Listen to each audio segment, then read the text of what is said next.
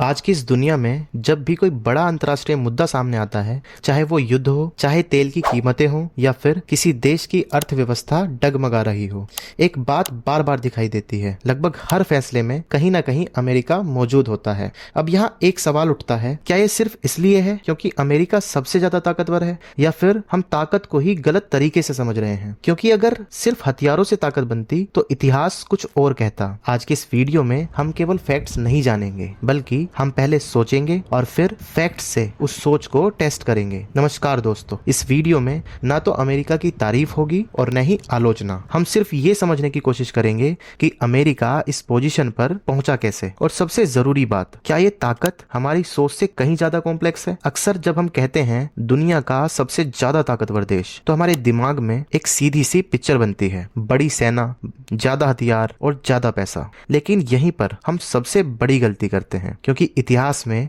कई ऐसे देश भी रहे हैं जिनके पास इन तीनों चीजों में से किसी भी चीज की कमी नहीं थी, फिर भी वो टिक नहीं पाए। तो सवाल बदलता है, क्या ताकत सिर्फ रिसोर्सेज का नाम है या फिर सिस्टम का? चलो इसे एक एंगल से देखते हैं। मान लीजिए दो देशों के पास बराबर की सेना है, बराबर का पैसा है, लेकिन एक देश में फैसले जल्दी लिए जाते हैं, कानून साफ है और लोग सिस्टम पर भरोसा करते हैं। लेकिन दूसरे देश में सब कुछ है लेकिन सिस्टम पर भरोसा नहीं है। अब आप खुद बताइए, लंबे समय तक कौन सा देश टिकेगा? यहीं से ताकत की परिभाषा बदलती है। अंतर्राष्ट्रीय स्तर पर ताकत चार चीजों से मिलकर बनती है, लेकिन इससे पहले एक बात समझनी जरूरी है, ये चार चीजें अलग अलग काम नहीं करती, ये एक दूसरे को सपोर्ट करती हैं। तो जब हम किसी देश की ताकत की बात करते हैं तो आमतौर पर चार आधार देखते हैं: भूगोल, अर्थव्यवस्था, सैन्य क्षमता और सबसे अंडररेटेड चीज, वैश्विक प्रभाव। लेकिन अभी इन्हें डिटेल में नहीं समझेंगे। पहले ये समझते हैं कि अमेरिका शुरुआत में इनमें से किसी में भी नंबर 1 नहीं था। आज जब हम अमेरिका को देखते हैं तो लगता है जैसे ये देश हमेशा से पावरफुल रहा हो, लेकिन सच्चाई इससे बिल्कुल उलट है। आज से करीब 300 साल पहले अमेरिका खुद कोई देश नहीं था, वो ब्रिटेन की कॉलोनी था। मतलब कानून लंदन से आते थे और असर अमेरिका के लोगों पर पड़ता था। अब यहाँ एक सवाल उठता है, दुनिया में कितनी कॉलोनियां थी? बहुत सारी, लेकिन फिर भी अमेरिका ही अलग क्यों निकला? इस पर बात करते हैं। सन 1776 में अमेरिका को आजादी मिली, लेकिन आजादी अपने आप में ताकत नहीं होती, क्योंकि आजादी दुनिया के कई देशों को मिली, लेकिन हर देश सुपर पावर नहीं बना। तो फर्क कहां पड़ा? फर्क पड़ा आजादी के बाद लिए गए फैसलों में। अमेरिका ने एक लिखित संविधान बनाया। अब ये बात आज सामान्य लगती है, लेकिन उस दौर में जब ज्यादातर देशों में राजाओं का शासन था, ये एक रेडिकल सोच थी। इस संविधान ने 3 काम किए: सरकार को सीमित किया, नागरिकों के अधिकार लिखित रूप में दिए और सत्ता को एक जगह जमा नहीं होने दिया। अब इसका असली मतलब समझते हैं। इसका मतलब ये नहीं था कि अमेरिका परफेक्ट बन गया, इसका मतलब ये था कि सिस्टम इंडिविजुअल से बड़ा हो गया। अब तक हमने 2 बात समझ ली हैं। पहली, अमेरिका शुरू से ताकतवर नहीं था, और दूसरी, उसकी ताकत भावनाओं से नहीं सिस्टम से बनी है। लेकिन कहानी अभी यहाँ से तेज होती है, क्योंकि अब एक ऐसा फैक्टर आने वाला है जिस पर किसी देश का कंट्रोल नहीं होता: भूगोल। अब यहाँ एक सवाल उठता है, क्या ज्योग्राफी वाकई किसी देश को पावरफुल बना सकती है? क्योंकि अगर ऐसा है तो फिर हर बड़ा देश सुपर पावर क्यों नहीं बन जाता? अक्सर ज्योग्राफी की बात एक लाइन में खत्म कर दी जाती है: अमेरिका 2 महासागरों के बीच है। लेकिन ये बात अपने आप में कुछ भी एक्सप्लेन नहीं करती। असल सवाल ये है कि इन महासागरों ने अमेरिका को क्या करने का मौका दिया। चलो इसी को सीधे शब्दों में समझते हैं। अमेरिका के पूर्व में अटलांटिक महासागर है, पश्चिम में प्रशांत महासागर। अब सोचिए, जब यूरोप में एक देश दूसरे देश से लड़ रहा था, सीमाएं बदल रही थी, सेनाएं लगातार तैयार रखनी पड़ती थी, अमेरिका को इन सभी चीजों की तुरंत जरूरत नहीं थी। और यहीं पर सबसे बड़ा फर्क पड़ता है। ताकत हमेशा हथियारों से नहीं बनती, कई बार ताकत बनती है इस बात से कि आपको क्या नहीं करना पड़ता। अमेरिका को अपनी ज्यादातर ऊर्जा सीमाओं की रक्षा में नहीं लगानी पड़ी, और इसका एक डायरेक्ट असर पड़ा। अब यहाँ कहानी का इकोनॉमिक हिस्सा शुरू होता है।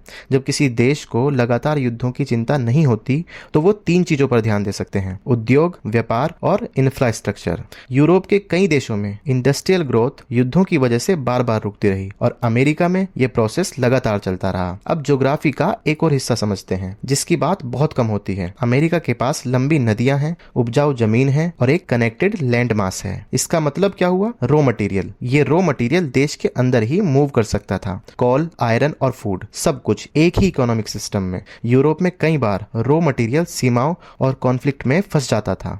अब यहाँ थोड़ा डाटा डालते हैं, लेकिन केवल सपोर्ट के लिए।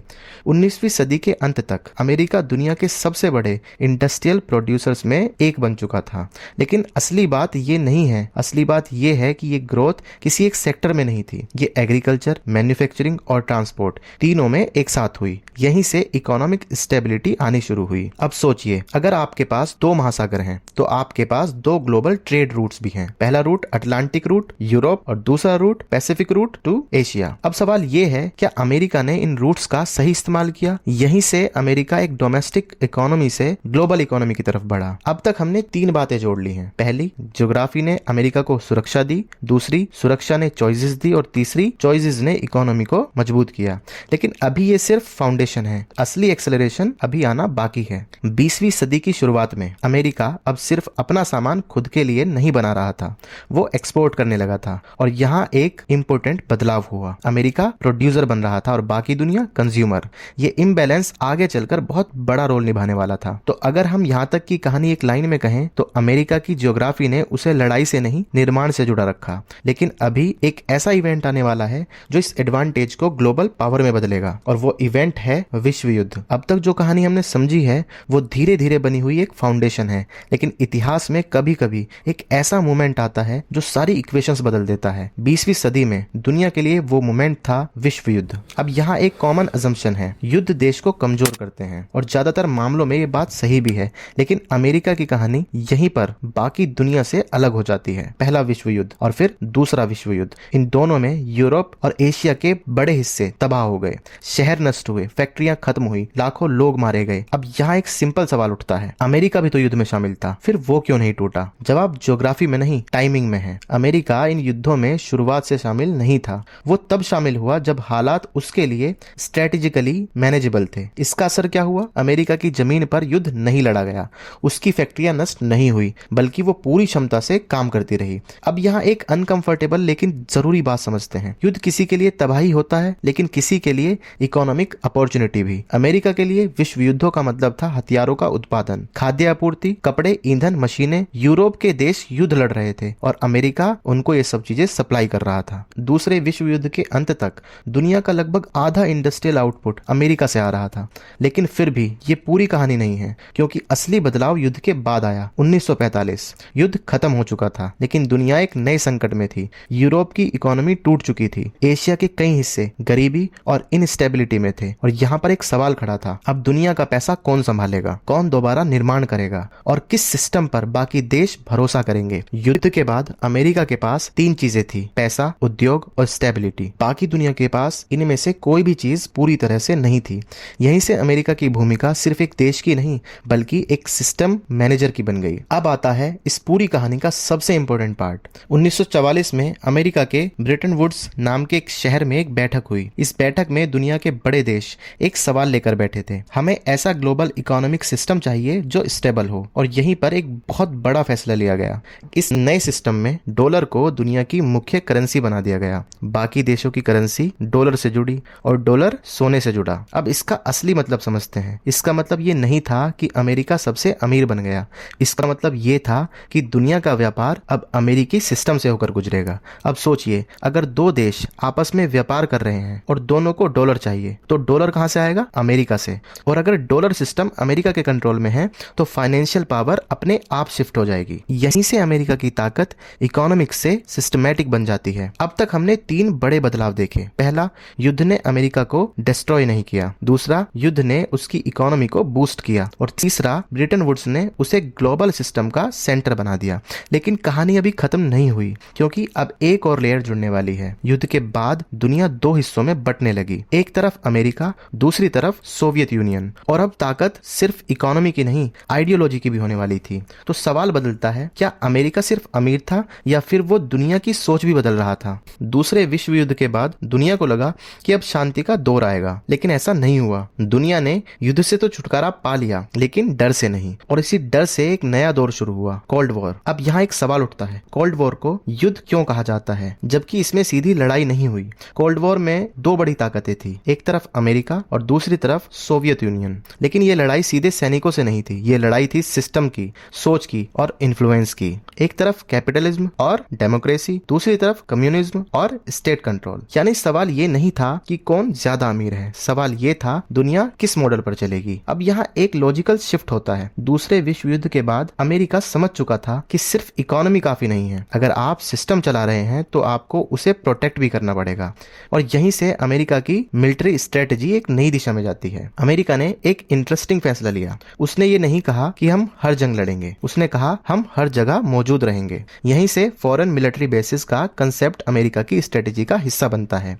आज अमेरिका के दर्जनों देशों में मिलिट्री बेसिस हैं। अब इसका असली मतलब समझते हैं। ये बेसिस सिर्फ सैनिकों के लिए नहीं होते, ये बेसिस होते हैं इंटेलिजेंस के लिए, लॉजिस्टिक के लिए और रैपिड रेस्पॉन्स के लिए। अगर दुनिया के किसी कोने में क्राइसिस होता है तो अमेरिका को वहां पहुंचने में कम समय लगता है। और इंटरनेशनल पॉलिटिक्स में टाइम ही सबसे बड़ी ताकत होती है। कोल्ड वॉर में अमेरिका ने एक और बड़ा फैसला लिया।